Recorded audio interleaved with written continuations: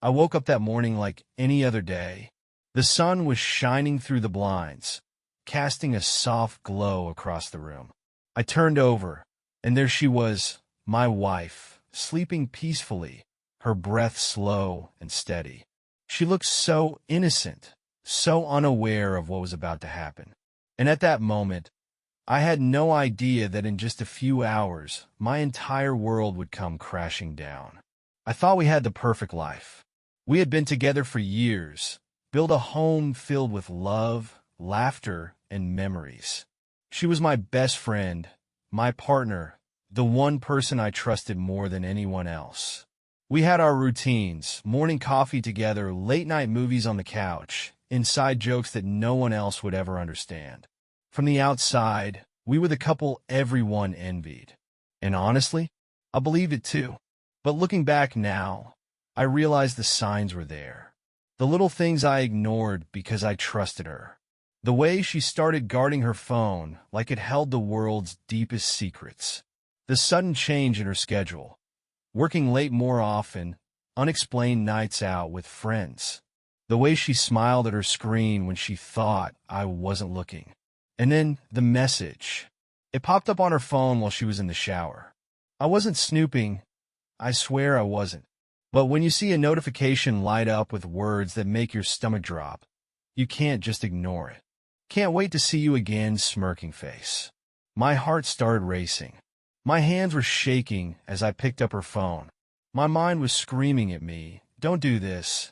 Don't go through her messages. You're just being paranoid. But I knew. Deep down, I already knew. And when I opened that conversation, everything I thought I knew about my wife, my marriage, my entire life, it all fell apart. Because the person she was meeting, the person she was sneaking around with, it wasn't just some guy. It was someone I never would have suspected. Someone I trusted with my life. And that's when I realized this wasn't just betrayal. This was something much, much worse. Emma and I were the couple everyone admired. You know the type, the ones who always seemed happy, always laughing, always perfectly in sync. We had been together for years, and people would constantly tell us how lucky we were to have found each other. We had it all. The inside jokes, the cozy weekend mornings with coffee in bed, the spontaneous road trips where we'd sing at the top of our lungs. Our friends would say, "You two are relationship goals." On social media, we were that couple, the ones posting perfect sunset selfies, holding hands at fancy restaurants, writing heartfelt captions about how much we loved each other. And honestly, I believed it too. I thought I was the luckiest man alive. I thought Emma was my soulmate, the one person who would always have my back. I thought we were unbreakable. But here's the thing about social media. It only shows what people want you to see. A carefully curated highlight reel. A picture-perfect illusion. Because behind those smiling photos, something was already starting to crack. At first, it was small things. The way she started staying up late on her phone. Her face lit up by the glow of the screen. Fingers moving quickly as she typed. I'd ask her what she was doing, and she'd laugh it off. Just scrolling, she'd say, locking her phone and setting it face down. Then came the late nights at work. Emma had always been dedicated to her job, but suddenly, she was always working late. At first, I didn't think much of it, but then she started coming home looking different. Her hair perfectly styled, her makeup fresh. Not like someone who had just spent 10 hours behind a desk. And then the biggest red flag, the phone. She used to leave it lying around without a second thought. Now, it was always in her hand, always locked, always just out of my reach. If I so much as glanced at it, she'd pull it away like it was some kind of classified document. I told myself I was overthinking, that I was being paranoid, but deep down, something didn't feel right. And as much as I wanted to ignore it, the signs were getting harder and harder to deny. I just didn't know that the truth I was about to uncover would be so much worse than I ever imagined. At first, I told myself it was nothing, that I was imagining things, that I was just being one of those guys, the jealous, paranoid type who sees problems where there aren't any. But the changes in Emma's behavior weren't just in my head. They were real. And once I started noticing them, I couldn't unsee them. It started with her phone. Emma used to be the kind of person who would leave her phone anywhere, on the kitchen counter, on the nightstand, even in the bathroom sometimes. She never cared if I picked it up to check the weather or look something up. But suddenly, her phone was always in her hand. She would sit on the couch, staring at the screen with a small, secretive smile. The kind of smile she used to give me. The kind that made my stomach flip because I knew she was thinking something sweet. But now, that smile wasn't for me. If I walked into the room, she would immediately lock her screen. Sometimes she'd even flip the phone over, like she was afraid I might catch a glimpse of whatever was on it. It was subtle at first, quick taps, unreadable messages flashing for just a second before disappearing. But then she started taking calls in another room, whispering, ending conversations the moment I got too close. And then there were the late nights. Emma always had a busy job, but lately she was always staying late at the office. At first, I didn't question it. Deadlines, last-minute meetings. I knew how demanding her career was. But then it became a pattern. Every excuse sounded just a little too perfect. I'll be home late, don't wait up, felt rehearsed. And the worst part? When she did come home, she didn't look exhausted. She looked radiant. Her makeup was still flawless, her lipstick fresh. Her hair was styled like she had just stepped out of a salon. And when I pulled her in for a hug, expecting to smell the faint scent of office coffee and stress, I smelled something else. Cologne, but not mine. And that was the moment something in my gut told me, this isn't stress. This isn't just work. This is something else. I tried to brush it off. I told myself I was overthinking, that I was just being insecure. But then I found something that made my heart stop. And in that moment, I knew this wasn't just in my head. My wife was hiding something, and I was about to find out exactly what. That night felt different. Emma had been acting strange for weeks, maybe even months, but I kept pushing the thoughts away. I told myself that relationships go through phases, that stress can make people distant, that maybe I was just reading too much into things. But deep down, something didn't sit right. We were getting ready for bed like any other night. Emma was scrolling through her phone, her fingers moving quickly across the screen. She was smiling, one of those small, secret smiles that used to be just for me. But tonight, it wasn't for me. Then, just as I turned to switch off the bedside lamp, she stood up abruptly.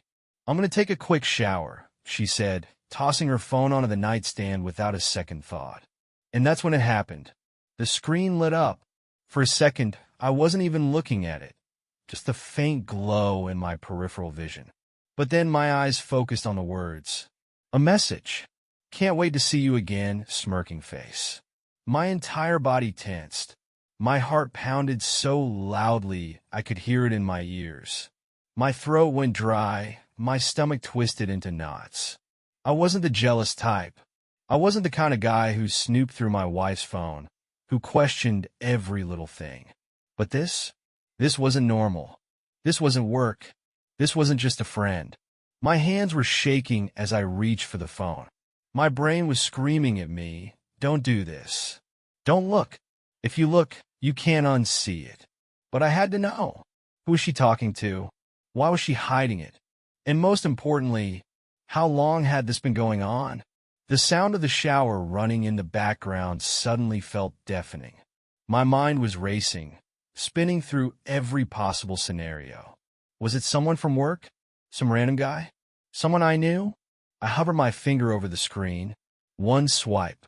That was all it would take. One swipe, and I would have the answers. But before I could do it, before I could unlock the truth, Emma's voice rang out from the bathroom. "Hey, babe, can you grab me a towel?" I jolted, yanking my hand back as if the phone had burned me. I had seconds. Seconds to decide if I was going to cross the line. Seconds before she came back and saw me holding her phone, before she saw the suspicion in my eyes. I took a deep breath, and I made my choice. I put the phone back down, exactly where she left it. But from that moment on, I knew. This wasn't just paranoia. This wasn't just stress. Something was seriously wrong. And I was going to find out the truth, no matter what it took. I didn't sleep that night. Emma came out of the shower, her hair dripping, a towel wrapped around her like nothing had happened. She smiled at me, that same smile, the one I had always believed was meant only for me. But now I wasn't so sure. I tried to act normal, forcing a smile, nodding as she talked about her day. But my mind was spinning. That message, that damn message. Can't wait to see you again, smirking faced. Who? When? Where? How long? My stomach was in knots, my hands restless, my pulse pounding in my ears. I needed to know the truth, and I needed to know it now. So I waited. I waited until she fell asleep, her breathing slow and steady. I waited until I was sure she was deep in dreams, completely unaware. And then, with my heart hammering in my chest, I reached for her phone. Locked. Of course. But I had seen her type in her passcode 1,000 times. My hands were trembling as I entered it. And when the screen unlocked, I felt my entire body go cold. The messages were right there. At first, they seemed harmless. A few casual exchanges, some inside jokes. But then I scrolled further. The messages became more frequent, more intimate. And then the photos. I felt like the air had been sucked out of my lungs. Pictures of her, smiling, laughing, dressed up in outfits I had never seen before. Sitting across from someone at a dimly lit restaurant, holding a cocktail, tilting her head in that flirty way she always did when she was really into a conversation. Then another, and another. Selfies in a car, a blurry shot from a hotel lobby, a mirror pic in a bathroom that wasn't ours. My throat went dry. This wasn't just texting. This wasn't just flirting. Emma was meeting someone behind my back. And that's when I saw it. The name. The person she was talking to. My blood ran ice cold. I felt dizzy, like the floor had been ripped out from under me. I had been prepared to see some random guy's name. A coworker. A stranger. Anyone but this. Because the person she had been sneaking around with was my best friend. The man I trusted with everything. The man I had known for years. The man who stood beside me at my wedding, giving a toast about how we were meant to be. I couldn't breathe. I couldn't think. All I could do was stare at the messages, at the photos, at the undeniable proof that my wife, the woman I had given my heart to, wasn't just cheating. She was cheating with him, and suddenly, everything made sense. The late nights, the secret smiles, the lies. But what I didn't know, what I couldn't have known, was that this was only the beginning. Because what I was about to uncover was so much worse than just an affair. My hands were shaking so hard I could barely hold the phone. My breath came in short, shallow gasps, my chest tightening like a vice. I blinked, hoping, praying that I was seeing things, that this was some kind of sick joke. But the name on the screen didn't change. It wasn't a coworker. It wasn't some random guy from the gym. It was him, my best friend, the man I had known for more than a decade, the man I had laughed with, confided in, trusted with my deepest secrets, the man who had been there through everything: breakups, job changes, family drama, the man who had stood beside me at my wedding, clinking his glass and raising a toast to a lifetime of happiness between me and Emma. The man who apparently had been sneaking around with my wife behind my back. I felt physically sick. My stomach twisted into knots, ball rising in my throat. My vision blurred, my head spinning as I scrolled through the messages, desperate for some kind of explanation, something that would make this not what it looked like. But there was no misunderstanding. The texts weren't just flirtatious. They were explicit, intimate, personal. The kind of messages you send to someone when you think no one else will ever see them. Last night was amazing. I can't stop thinking about you. Wish I could wake up next to you instead. God, You look so sexy in that dress. I wanted to rip it off you right there. And then, the final blow. A picture. A picture of Emma in our bedroom, lying on our bed, wearing my shirt. And it wasn't me who took it. I clenched my jaw so hard it hurt. My fists tightened until my knuckles went white. My heart was hammering so violently I could hear it in my ears. This wasn't just betrayal. This was calculated. This was intimate. This was my best friend, the man who was supposed to have my back, stabbing me right through the heart. Memories came flooding back. The times the three of us had hung out together, laughing over drinks. The inside jokes they shared that I thought were innocent. The times I caught them exchanging glances, but brushed it off as nothing. How long? How long had they been doing this? Had it started recently? Or had this been going on for months? Years? I felt like a fool, like an absolute idiot. All those times I told him about my relationship, about Emma, about my worries, about the little things that bothered me. Was he laughing behind my back? Was he using that information to get closer to her? I couldn't breathe. I wanted to scream. I wanted to break something, to punch a hole through the wall, to do something, anything to make this feeling go away. But I didn't move. I just sat there, staring at the screen, my whole world crumbling around me. Because the worst part? This wasn't even the biggest secret. There was still something I didn't know, something I was about to find out. And once I did, there would be no turning back. I wanted to confront her. Right there, right then. I wanted to wake her up, shove the phone in her face, and demand an explanation.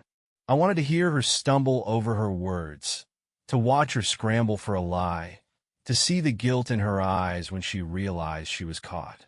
But I didn't, because something inside me, some deep, primal instinct, told me that if I played my cards right, if I waited just a little longer, I would uncover the whole truth. So I did something I never thought I would do. I played along. For the next few days, I acted like nothing had changed. I smiled when she smiled. I kissed her good morning. I listened to her talk about her stressful days at work and nodded like I believed every word. But I was watching. I was really watching. And once I started paying attention, I saw everything. The way she constantly checked her phone, always keeping it tilted just out of my view. The way she'd disappear into the bathroom for 20 minutes at a time, phone in hand, only to come back with a dazed, dreamy expression. The way she started wearing perfume to work, the same one she used to wear on our date nights. Then came the lies. The little ones were easy to spot. I'm working late. But she came home looking too put together for someone who had spent hours at the office. I grabbed dinner with a friend. But when I asked which friend, she hesitated just a little too long before answering. I started keeping track. I checked our shared bank statements. Dinners at restaurants I had never been to. Hotel charges that didn't match any trips we'd taken. Uber receipts to places she never mentioned. Then I took it a step further. I followed her. One night, after she told me she had a work dinner and wouldn't be home until late, I waited 5 minutes, grabbed my keys, and got in my car. My heart was pounding as I drove, my palms sweaty against the steering wheel. And then I saw it. Not an office, not a restaurant, a hotel. I parked across the street, my stomach twisted in knots. I watched as she stepped out of her car, adjusting her dress, checking her reflection in the window. She looked nervous, excited. Then a second car pulled up, and out stepped him, my best friend. They didn't even hesitate. He walked up to her like it was the most natural thing in the world, like this wasn't a betrayal of the worst kind. And then, right there, under the dim glow of the streetlights, he pulled her into a kiss. Not a quick, stolen kiss. A deep, slow, familiar kiss. The kind of kiss that said this wasn't new. The kind of kiss that said they had been doing this for a long, long time. I gripped the steering wheel so hard my knuckles turned white. My vision blurred with rage, my whole body shaking. They weren't just sneaking around. They weren't just meeting in secret. They had been doing this for months, maybe longer. And the worst part? I had been right there, living in the same house, sleeping in the same bed, loving someone who had already moved on behind my back. But now I wasn't just some clueless husband. Now I knew everything, and I wasn't going to let them get away with it. I had seen enough. The lies, the sneaking around, the late-night texts, the stolen kisses. It had been happening right under my nose, and for months, maybe even years, I had been blind to it. But not anymore. I wasn't just some clueless husband anymore. I was a man with a plan. If Emma wanted to play games, fine, but I was going to be the one who ended it. So I planned the perfect trap. A romantic dinner, candles, wine, soft music playing in the background. I wanted everything to look perfect, to feel perfect. I wanted her to walk in and see the man she had been lying to, the man she had been betraying, and feel safe. Because only when she felt safe, only when she thought she had me wrapped around her finger, would I tear it all down. That night, when she came home, she looked surprised. "Wow, this is a nice surprise," she said, slipping off her coat. I smiled, a real, genuine smile, because I was happy. Happy that this would be the last time she ever got to lie to my face. She sat down, her fingers running along the stem of her wine glass. I poured her a drink, watching her closely. "You deserve this," I said softly. She smiled, tilting her head. "Ido." I nodded. "Of course. You've been working so hard lately. Late nights, long hours. I don't know how you do it." For a split second, just a split second, I saw hesitation in her eyes. A flicker of something, but she masked it quickly, laughing lightly. "Yeah, it's been exhausting." I watched as she took a slow sip of her wine. And then, without a word, I slid my phone across the table. Face up, screen unlocked, messages open. Her messages, the ones she had sent to him. I saw the exact moment she realized what was happening. Her fingers froze around the glass. Her breath caught in her throat. Her eyes darted from the screen to me, then back to the screen. I didn't say a word.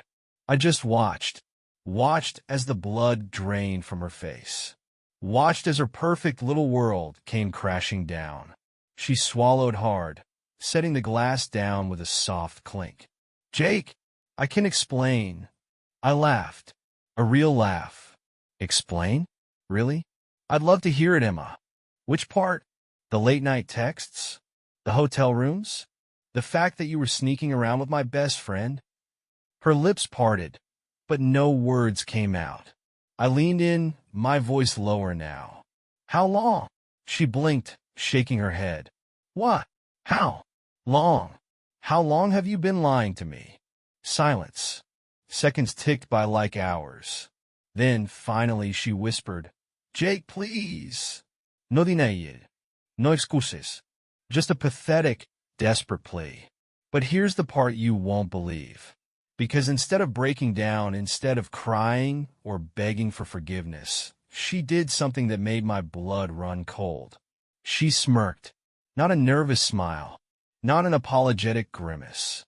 A full, confident, knowing smirk. "You think this is the worst of it?" she murmured, tilting her head. And just like that, I knew this wasn't over. Not even close. For a moment, I thought I had won.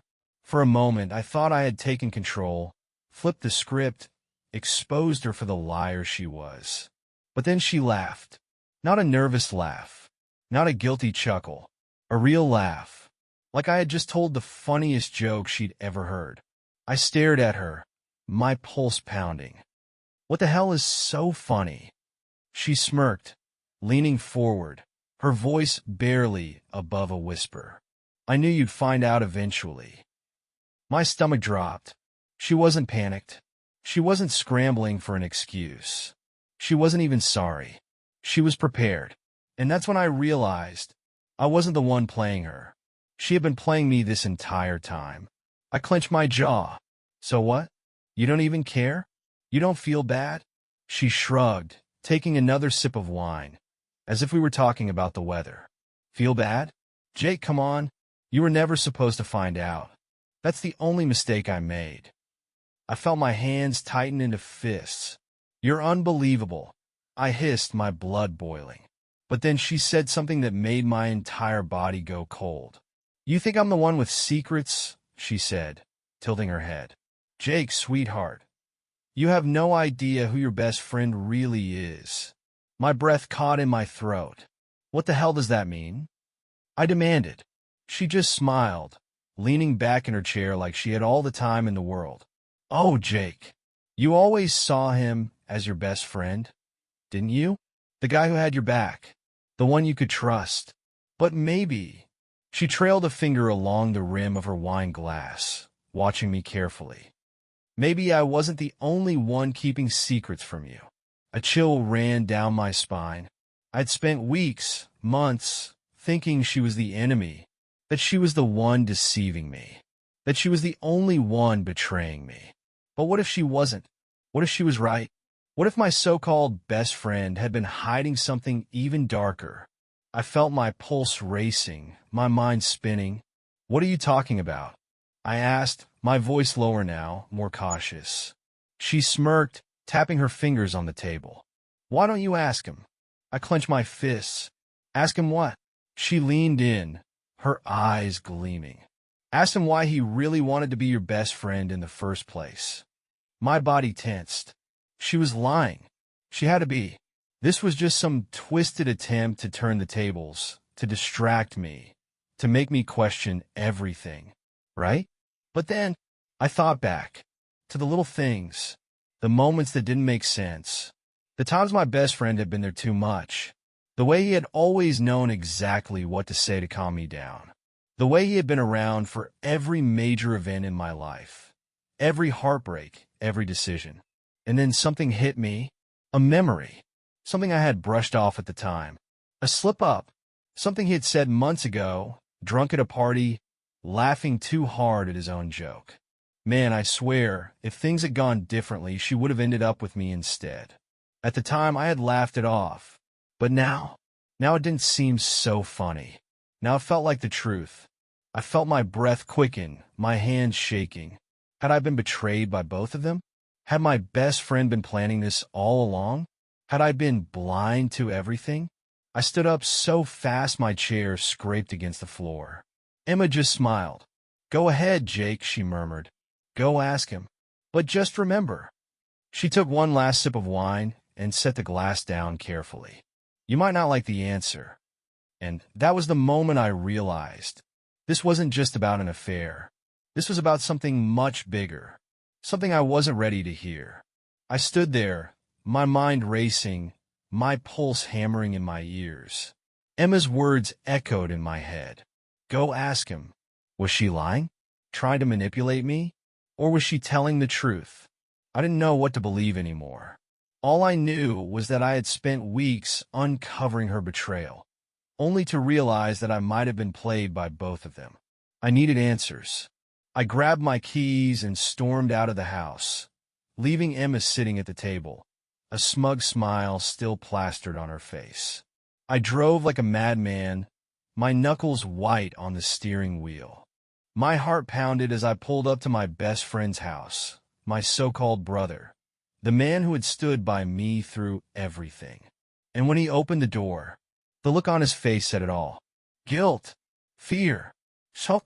Jake, man, listen, he started, but I wasn't there to listen. I was there for the truth. And what I found out that night, it was worse than I ever imagined. Because Emma's betrayal was just the tip of the iceberg.